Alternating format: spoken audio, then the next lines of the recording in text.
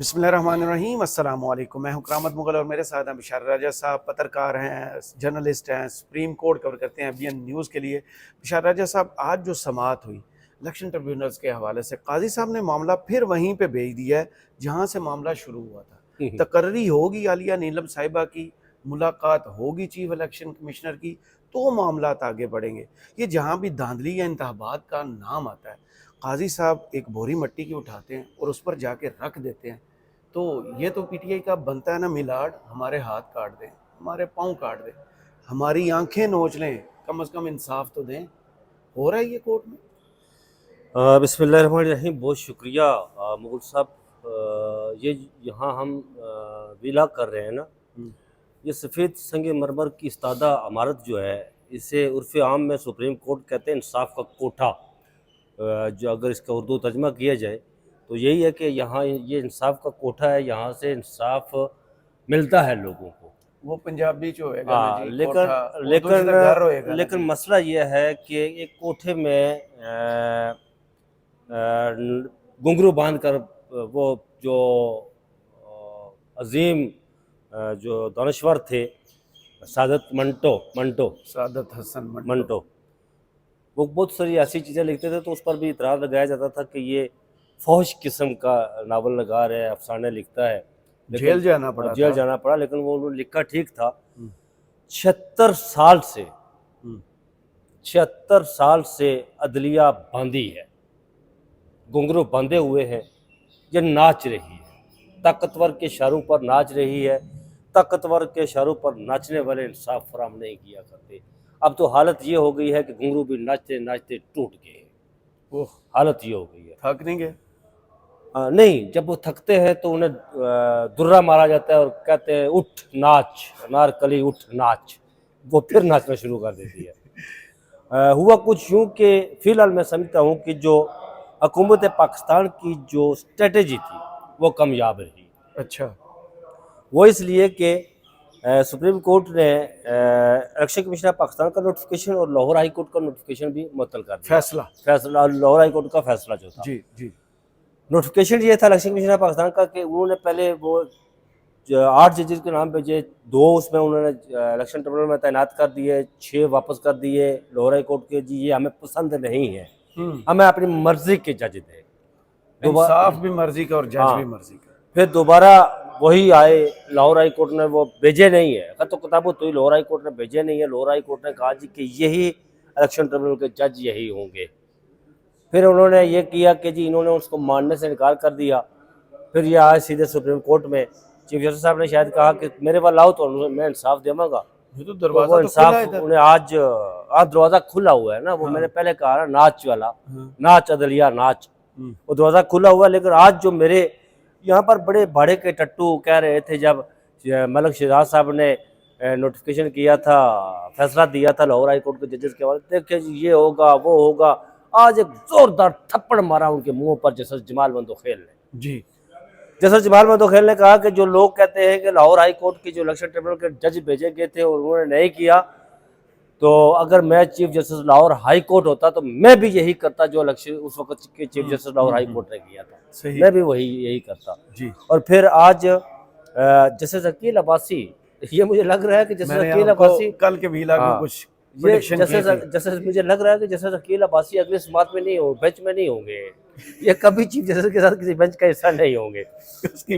उसकी वजह ये है कि उन्होंने आज कहा जी कि इलेक्शन कमीशन पाकिस्तान के वकील से कहा जी कि election commission Pakistan high court के फैसलों का मानने का पाबंद है। उन्होंने कहा जी कि इलेक्शन कमीशन पाकिस्तान के वकील ने कहा जी कि मैं चाहता हूँ कि अदारों में तवाज़ुन हो। उन्होंने कहा आप किस तवाज़ुन की बात कर रहे हैं? अब इस तवाज़ुन की बात कर रहे हैं कि हाई कोर्ट आपके फैसलों को माने, ये तो नहीं हो सकता ना। आज की मैन ऑफ दी, आज की समात के मैन ऑफ दी मैच जो थे ना, वो जस्टिस अकील अब्बासी थे। को फैसला जिस तनासब से आया, वो जब रिटर्न आर्डर आएगा तो फिर देखा जाएगा कि शायद जस्टिस अकील अब्बासी ने उनसे इख्तिलाफ किया हो या जस्टिस जमाल बंदोखेल ने उनसे इख्तिलाफ किया हो। इलेक्शन कमीशन के किरदार से मुतमिन थी कोर्ट? नहीं, इलेक्शन कमीशन ऑफ पाकिस्तान के किरदार से मुतमिन तो कोर्ट क्या यार, कोर्ट मुतमिन नहीं थी ना, काजी साहब मुतमिन थे ना। काजी साहब तो कोर्ट के अंदर ही काजी साहब होते हैं, काजी साहब के अंदर। लेकिन मैं यहाँ कह सकता हूँ कि जो आज की समात हुई ना, देखिए हुकूमत अपनी स्ट्रेटजी में कामयाब होगी। एक होता है इलेक्शन मैनेजमेंट, एक होता है इलेक्शन पोस्ट मैनेजमेंट, ये स्ट्रेटेजी थी हुकूमत की पोस्ट मैनेजमेंट की। अब वो शाम तक प्री में पहले आपने बल्ला छीना छीना, हो गया, आपने तवजीज कुंदा तायद फिर मैनेजमेंट की ना आपने, 9 फरवरी को पूरा इलेक्शन मैनेजमेंट के तहत ही ले गए। देखिए जो आप प्री कहते हैं बल्ला छीना गया, हाँ, प्री वो था ना। छीन लिया गया। इमरान खान प्री को सजाएं सुना के नहीं, जेल में कर दिया। प्री में बल्ला छीना गया, हाँ। कागजात नामजदगी लोगों के दाखिल नहीं होने इंट्रा पार्टी दिए गए, इलेक्शन को मानने से इंट्रा इनकार पार्टी किया। इलेक्शन को मानने से इनकार किया, तजवीज़ कानूनगान को मारा गया, उठाया गया, जो तहरीक इंसाफ के उम्मीदवार थे उन्हें अगवा किया गया। ये था प्री मैनेजमेंट। अब इलेक्शन मैनेजमेंट क्या थी? इलेक्शन मैनेजमेंट ये थी कि फॉर्म 45 को फॉर्म 47 में तब्दील कर दिया गया। इलेक्शन हुए, 9 हाँ, को किसी और की वो झोली में डाल दिया। पूरा तब्दील कर दिया। ये थी प्री में। अब पोस्ट मैनेजमेंट क्या है? उन्हें पता था कि ये इलेक्शन ट्रिब्यूनल में मामला जाएगा, तो उन्होंने पोस्ट मैनेजमेंट के लिए सदारती ऑर्डिनेंस लाया रातों रात, जो सुप्रीम कोर्ट ने तो खैर नहीं माना उस वक्त। फिर ये लाहौर हाई कोर्ट ने वो इलेक्शन ट्रिब्यूनल भेजे, तो उन्होंने कहा जी कि अगर एंज नहीं है तो फिर उन्होंने कौमी असम्बली में बिल पेश कर दिया। आज शाम को है ना उसकी 5 बजे सेनेट का इजलास हो रहा है, उसमें वो कामयाब बिल पास कर देंगे। तो फिर काजी साहब कहेंगे ज़ेर इल्तवा उन्होंने रखी हुई है प्रोसीजर बिल की पहली ईंट ही है, जो कानून साजी ये करेंगे हाँ मानेंगे। तो उन्होंने कहा कि देखिए जी कानून साजी हो चुकी है, इस पर आप तो हम कुछ नहीं कर सकते, लेकिन मैं आपको ये बात बता दूं, बहुत सारे दोस्त मेरे कहते हैं कि ये ऐसा नहीं होगा, लेकिन मैं ये ऐसा ही होगा। Chief justice Lahore high court justice हालिया नीलम अभी चीफ जस्टिस बनी है, अभी हलफ उठाया, हल्फ नहीं उठाया। आज उसकी परमानी पार्टी की तौसीक कर देगी, कल वो हल्फ उठा लेगी जी। उन्होंने वक्त गुजार रहा है वहां पर लाहौर हाई कोर्ट, और जजेस के साथ उन्होंने अपना लिजान रखना है।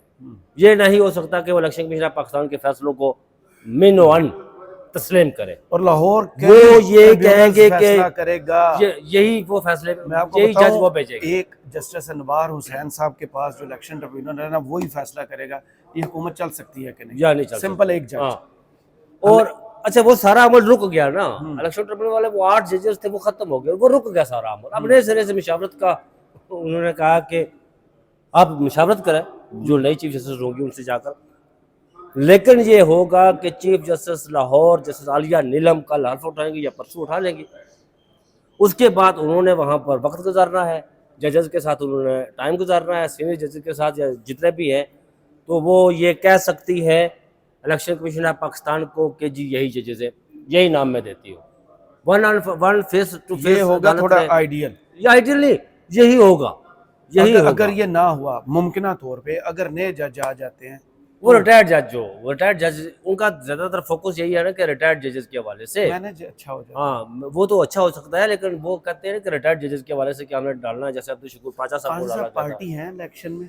अच्छा जस्टिस जमाल मंदोखेल ने एक और आज बड़ी खूबसूरत बात की, वो बात यह थी कि उन्होंने कहा कि आप हर देखिए यार फरीक तो दो होते हैं ना, एक फरीक होता है और दूसरा फरीक होता है।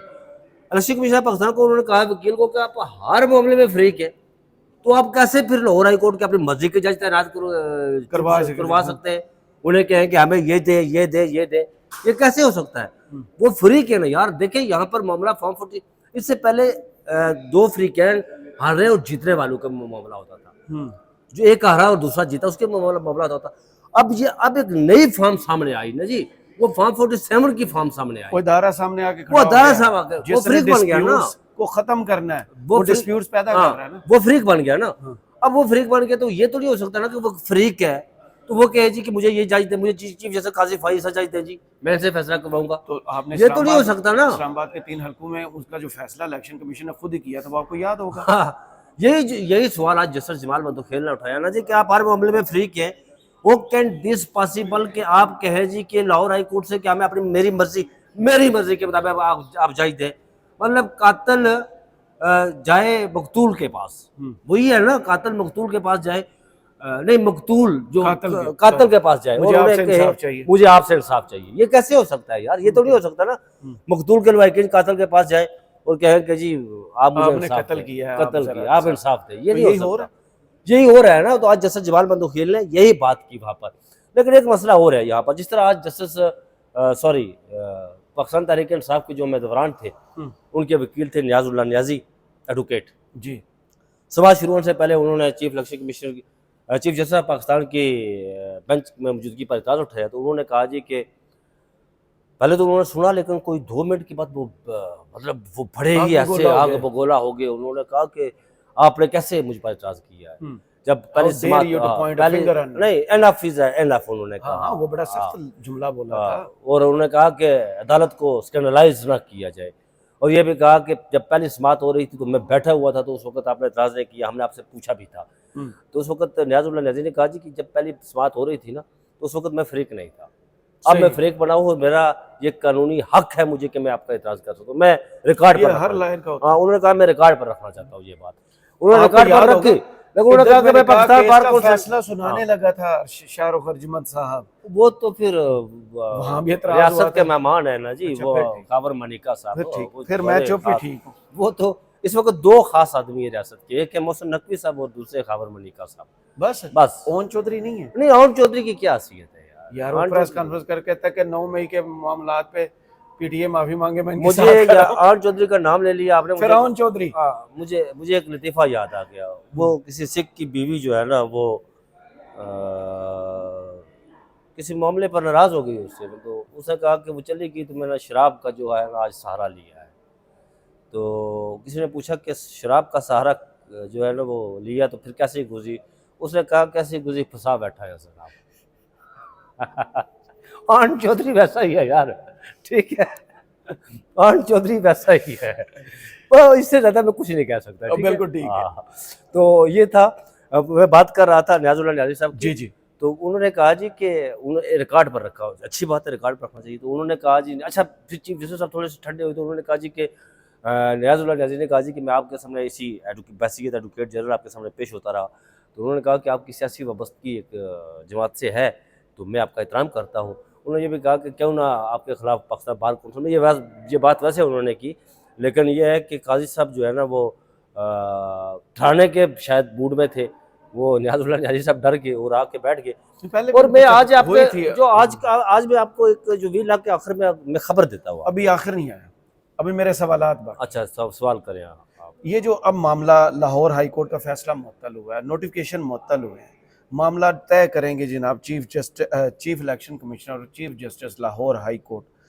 तो ये केस आगे चलेंगे, जो धांधली हुई है इलेक्शन ट्रिब्यूनल्स का मुस्तकबिल क्या देख रहे हैं? क्या जो कानून साजी होगी या जो लाहौर हाई कोर्ट डिसाइड कर? क्योंकि एक मोअज़्ज़ज़ जज ने यह भी कहा कि पहले आपको हाई कोर्ट से कंसल्ट करना चाहिए था ये सब कुछ। जस्टिस अकील अब्बासी साहब ने बार बार ये कहा, तो होगा क्या फिर? अब जो इस पर कानून साजी हो जाएगी, आज शाम मुकम्मल हो जाएगा और 100% हमें श्योरिटी है कि हो जाएगी। हाँ बिल्कुल मान भी जाएंगे, 100% श्योरिटी है। और इस अपील को ज़ेर इल्तवा रखा गया है। अगर मामला वहाँ एक और मामला है जो आज जस्टिस नईम अख्तर अफगान ने इस जानिब भी उन्होंने ये सवाल उठाया कि जो जुरिडिक्शन है ना इलेक्शन ट्रिब्यूनल की, दायरा अख्तियार, इस हवाले से भी आपने करना है। ऐसा ना हो कि कल दोबारा आप हमारे पास आ जाइए। इलेक्शन कमीशन पाकिस्तान को कहा है, मैंने इसकी सवाल से मैंने पहले कहा कि आपको जस्टिस आलिया नीलम वो ही जज दे सकती है। अगर वो ना उन्होंने दिए ना तो फिर ये हो सकता है कि अगर 8 जज उन्होंने मांगे तो 6 उनकी मर्ज़ी से हो सकते हैं और 2 इनकी मर्ज़ी से हो सकते हैं, और 2 जो दायरा अख्तियार है या जिस एरियाज़ में उन्होंने करने वो उनकी मशावरत से वो तय हो जाएगा। और अगर ना हुआ तो फिर ये सुप्रीम कोर्ट में आ सकता है। तो काजी साहब कह सकते हैं कि जी कानून बन चुका है 184(3) के तहत, तो बस मामला खत्म। फिर मर्जी यानी कि उन्हीं की चलेगी, जिनकी मर्जी पहले चलने के लिए सब कुछ। वो जो खबर थी वो आज मैं इस बात पर बड़ा समाज शुरू होने से कबल मैं अटॉर्नी जनरल ऑफ पाकिस्तान से मुकालमा कर रहा था। आज समी इब्राहिम साहब साथ खड़े थे। मैंने उन्हें अटॉर्नी जनरल ऑफ पाकिस्तान से कहा जी कि मैंने खालिद जावेद खान जो साबिक़ अटॉर्नी जनरल ऑफ पाकिस्तान है, ex prime minister of Pakistan mister Imran Ahmed Khan Niazi नाम है, इमरान अहमद खान न्याजी उनके रेत। तो मैंने कहा जी अटॉर्नी जनरल पाकिस्तान से कि मैं अदालतों में मैंने सुना वो बतौर अटॉर्नी जनरल जब पेश होते थे तो बहुत सारे ऐसे मामला थे, इश्यूज़ थे, मसाइल थे जिस पर वो अदालतों को असिस्ट नहीं करते थे। वो कहते थे कि मैं जी जाकर वापस प्राइम मिनिस्टर पाकिस्तान से बात करूंगा, और वो बहुत सारे मामला जो है वो रिवर्स होते थे। जैसा कि पीका कानून के हवाले से मामला रिवर्स हुआ, उन्होंने इस्लामाबाद हाई कोर्ट में जाकर कहा जी कि मैं इस मामले में अदालत को असिस्ट नहीं करूंगा, ये काला कानून है, मैं जाकर प्राइम मिनिस्टर पाकिस्तान से बात करता हूँ। वो दूसरे दिन अगले दिन आकर उन्होंने रिवर्स करवाया फैसला। अब फिर इस तरह ज़ाती एडेंट्स के हवाले से भी उन्होंने बहुत सारे ऐसे। तो जब आप यहाँ पर मखसूस नशिस्तों के हवाले से दलाइल दे रहे थे, ये मौजूदा attorney general of Pakistan Mansoor Awan से मेरा ये मुकालमा हो रहा है तो उस वक्त आपने एक डिफरेंट लाइन ली, तो उन्होंने कहा मैं समझता हूँ कि जो इलेक्शन कमीशन पाकिस्तान ने बहुत सारी गलतियाँ की है, तो मैंने एक डिफरेंट लाइन ली। मैंने कहा सर आप बहुत अच्छे वकील हैं, आपकी प्रैक्टिस बड़ी अच्छी है, आप नेकनामी, आपका जो नेकनामी है उस पर बदनामी के बायस बन रहे हैं, तो आप कई ऐसे मामलात पर जो गलत भी होते हैं, आप ये क्यों नहीं कहते अदालत को कि मैं प्राइम मिनिस्टर पाकिस्तान से जाकर बात करता हूँ, मैं इस मामले पर अदालत को असिस्ट नहीं करूँगा। तो उन्होंने जो बात मेरे सामने की ना, वो बड़ी ही हैरान कुन बात की उन्होंने कहा कि खालिद जावेद खान इमरान खान से जाकर जो है ना वो मुशावरत करते थे, उनसे डायरेक्शन लेते थे। लेकिन मेरे लिए एक मसला है। मैंने कहा जी कौन सा मसला? उन्होंने कहा कि मेरे लिए मसला ये है कि मैं किससे जाकर मुशावरत करूँ। यानी कि बंदा ही कोई नहीं मेरे लिए कौन सा प्राइम मिनिस्टर, मैं किससे जाकर मुशावरत करूँ? ये बात उन्होंने जब की ना, तो मैं इसे कहते हैं मुख्तसर और जामे। फिर मैं उन्हें कहने लगा था कि सर फिर आप जो है ना वो सारी कर लें, माजरत कर लें और आप अपनी प्रैक्टिस करें प्राइवेट। तो मैं ये बात अभी मुंह से निकालने वाला था तो शोर पड़ गया, जी अदालत आ गई ना, तो फिर हम सारे खड़े हो गए, जनाब अदालत आ गई। ये बड़ी बात उन्होंने कही है यार कि यहाँ पर उन्होंने कहा कि वज़ीर आज़म अगर है तो उसके पास इख्तियार नहीं है। सिंपल, ये बड़ी बात है ना। ये खबर है जो इमरान खान कहते हैं हाँ कि उनसे क्या मौसम पर यहाँ पर मुझे मोइन खान का एक बात याद आ गई, बड़ी दिलचस्प बात है जी उन्होंने मोइन खान ने शुएब अख्तर पर तनकीद की, ये शुएब अख्तर जो है वो एक उस दर्जे का बॉलर था, इसकी इतनी विकेटें तो शुएब अख्तर ने बड़ा खूबसूरत जवाब दिया। उन्होंने कहा कि बात यह है कि आप लोगों की खुशकिस्मती है कि जिस वक्त आप खेल रहे थे तो उस वक्त आपका जो कप्तान था ना वो इमरान खान था। तो मेरे कप्तान जिस वक्त मैं खेल रहा था तो मेरे कप्तान आप थे जनाब मोइन खान साहब, कभी मुझे खिलाते नहीं थे, कभी खिलाते थे। अगर मैं इमरान खान के दौर में खेलता होता तो मैं बहुत बड़ा प्लेयर होता, 500 प्लस में विकेट ले रहा होता। सही। आखिर में आपने इमरान खान का जिक्र किया, मेरे जहन में वही सवाल आ गया, इमरान खान साहब का काजी साहब ने फिर इस आज के समाअत के दौरान भी जिक्र हुआ? नैब तरमीम में वो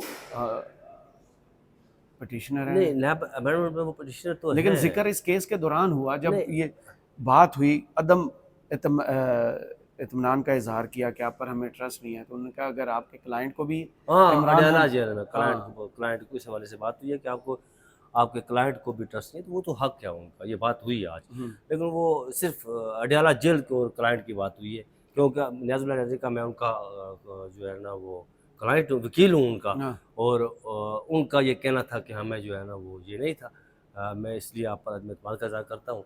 तो ये बात ही तो उन्होंने कहा जी कि ये उनका हक है, लेकिन इससे आगे बात बढ़ी नहीं। सही। चलें, बहुत शुक्रिया बिशार राजा साहब आपके वक्त का, क्योंकि काजी साहब ने मामला सुलझाने की बजाय एक नोटिफिकेशन और एक फ़ैसले को मुअत्तल करके मज़ीद उलझा दिया, और आने वाले दिनों में पता चलेगा कि धांधली का मामला और कितनी संगीनी इख्तियार करता है। करामत मुगल को इजाज़त दीजिए। कमेंट्स बॉक्स में ज़रूर बताइएगा वीडियो आपको कैसी लगी। अल्लाह हाफ़िज़।